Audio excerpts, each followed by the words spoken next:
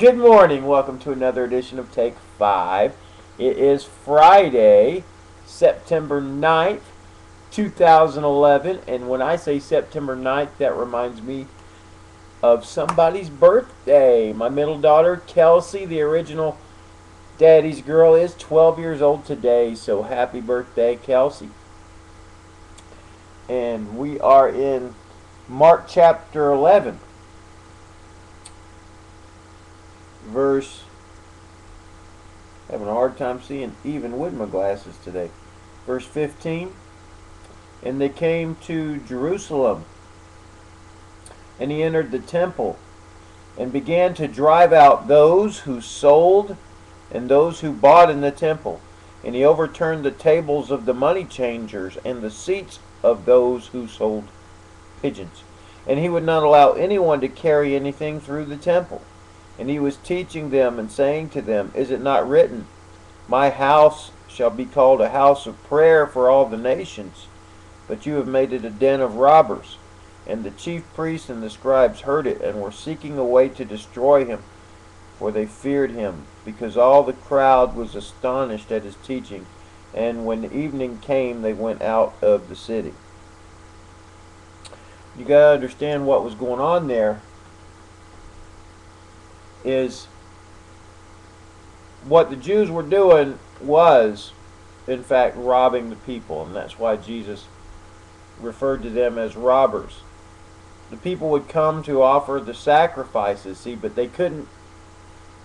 There was a system set up where they couldn't just offer whatever they brought from their own home, because it had to be inspected and verified that it met the standard for offering a sacrifice to God, and those guys would make sure whatever they brought from home didn't measure up, so they would have to buy one of their animals, one of their pigeons, one of their doves, one of their lambs, or whatever they chose to offer, and they would charge excessive amounts for it. And not only would they do that, they would not, when you went to pay for that, they would not accept your money. You had to get the special temple money, and they would charge to make an exchange on your money. So it was a big racket. Worshipping God had turned into a racket where it was just profiting a whole lot of people. And this is what Jesus was upset about. And that's why he got rid of all of that. And in one of the passages, not this one, but in one of them, he actually used a whip and went through the temple and got rid of all the people. So he's talking about worship needs to come from a pure place and should not be mixed with all this other stuff. So he cleansed the temple. Now, the temple nowadays is a couple of things, and I want to deal with that. The modern day temple is either the church, it's referred to that in several passages, or it's our own bodies.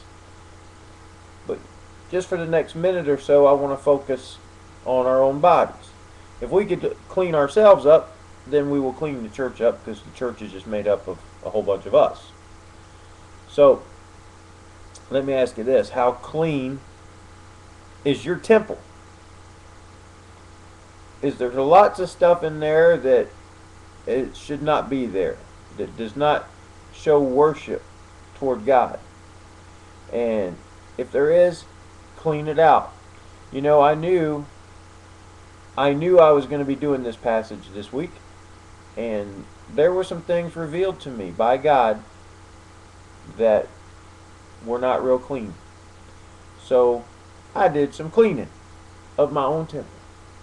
And I gotta tell you, I feel like my worship to God has gotten a lot better in the last couple of days. How about you? Are there things in your life, and I'm not even going to get into any specifics because I'm about to run out of time, but just examine yourself.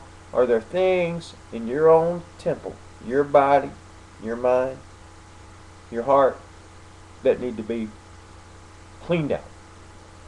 If so, do it today. I tell you, you're going to be able to worship God a lot better. You're going to feel better. You're probably going to sleep better at night. Just letting you know. Hey, come back tomorrow for the next edition of Take 5.